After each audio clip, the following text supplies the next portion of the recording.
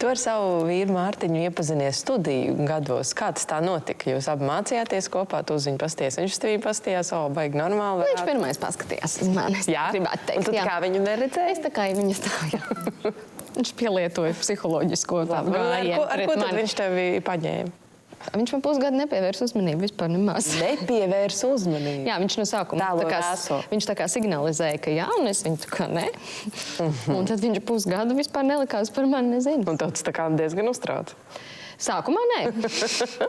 Nu, pēc tam tu redzi, 2 bērni. Jūs tagad esat kopā jau 14 gadus. Ja tev būtu kādam jāuzraksta tāda attiecība ābets, kā tad to vispār izdarīt tik lielā termiņā? Dievs, to nevar. Nu, zini, kas ir tava mācība, kur tu esi gūsi, nodzīvojot tik ilgi kopā ar vienu cilvēku un radot ģimeni? Vai Dievs. Nu, zini, kā ir tāds teiciens, ir tikai 2 laimīgas laulības priekšnoteikumi, un mēs visi tos gribētu uzzināt.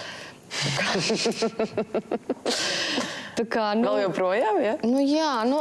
Tas tāds process, tas tāds, jā.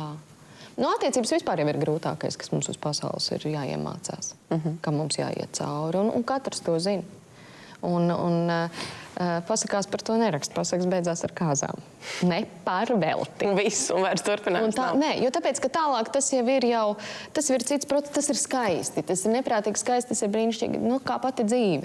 Visu raidījumu skaties Latvijas Telekom televīzijā 360 TV un aplikācijā Shortcut.